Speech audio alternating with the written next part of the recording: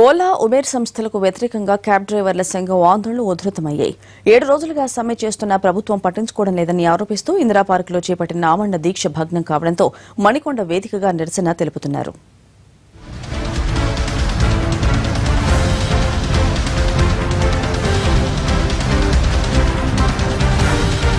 Cab డ్రైవర్లు, ఓనర్ల సంఘం చేపట్టిన నిరసనలతో జంట నగరాల పరిధిలోని సుమారు 70,000 క్యాబ్లు ఎక్కడికక్కడే నిలిచిపోయాయి.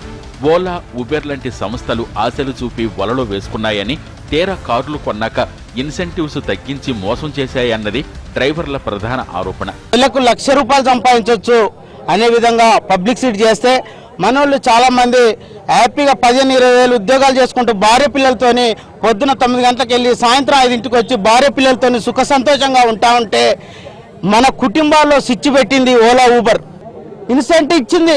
ఇన్సెంటివ్ టైం ఇక వారం రోజులు తిరిగినాక చిన్న పొరపాటు చేశారు, మీరు ఫోన్ లిఫ్ట్ చేయలే అని 20,000, 30,000 ఆపడం స్టార్ట్ చేశారు. మరి మా బాధలు ఎవరికి చెప్పుకోవాలి? ఆ టైంలో తమ సమస్యలను పరిష్కరించాలని కోరుతూ మరోవైపు రవాణా శాఖ మంత్రి మహేందర్ రెడ్డిని కలిశారు.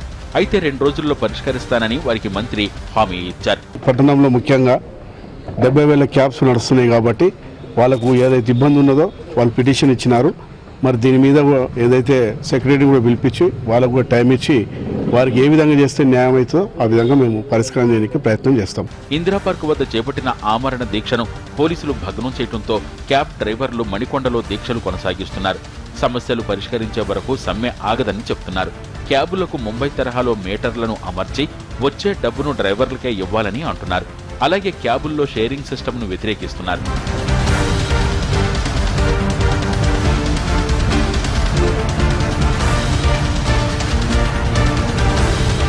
మరోవైపు 7 రోజులుగా సమ్మె సాగుతుండటంతో రైల్వే స్టేషన్లు, విమానాశ్రయం నుంచి వచ్చే ప్రయాణికులు తీవ్ర ఇబ్బందులు పడుతున్నారు.